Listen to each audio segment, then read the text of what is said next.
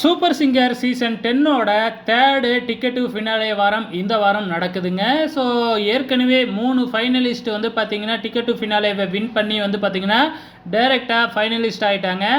இந்த வாரமும் மீண்டும் வந்து பார்த்தீங்கன்னா ஒரு டிக்கெட் டு ஃபினாலே நடக்க போகுது. ஸோ இந்த வார டிக்கெட் டு ஃபினாலேவை யார் வின் பண்ண போகிறாங்க அப்படின்னு நீங்கள் நினைக்கிறீங்க? மறக்காமல் இந்த வீடியோ கீழே கமெண்ட் பண்ணுங்கள். ஏற்கனவே நடந்த முதல் டிக்கெட் டு ஃபினாலேவில் விக்னேஷ் அவர்கள் வின் பண்ணி டிக்கெட் டு ஃபினாலேவில் ஃபர்ஸ்ட் ஆளாக உள்ளார போயிருக்கிறாங்க.